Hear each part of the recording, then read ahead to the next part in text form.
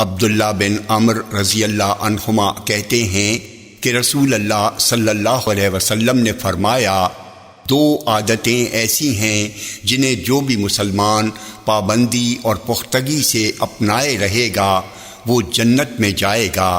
دھیان سے سن لو، دونوں آسان ہیں۔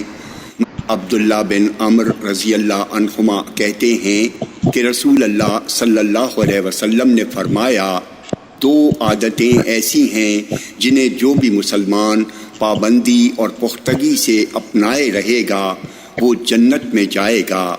دھیان سے سن لو، دونوں آسان ہیں مگر ان پر عمل کرنے والے تھوڑے ہیں۔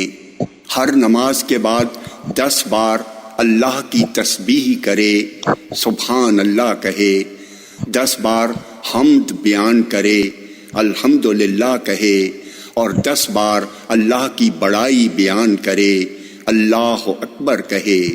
عبداللہ بن عمرو رضی اللہ عنہما کہتے ہیں، میں نے رسول اللہ صلی اللہ علیہ وسلم کو انہیں اپنی انگلیوں پر شمار کرتے ہوئے دیکھا ہے۔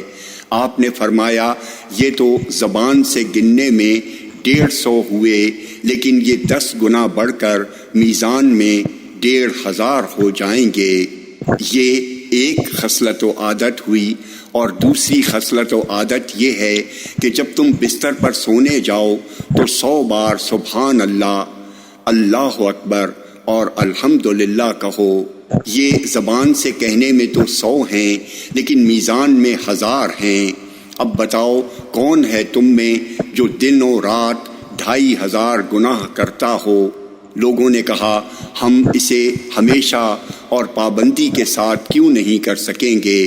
آپ نے فرمایا، اس وجہ سے کہ تم میں سے کوئی نماز پڑھ رہا ہوتا ہے، شیطان اس کے پاس آتا ہے اور اس سے کہتا ہے، فلاں بات کو یاد کرو، فلاں چیز کو سوچ لو، یہاں تک کہ وہ اس کی توجہ اصل کام سے ہٹا دیتا ہے تاکہ وہ اسے نہ کر سکے۔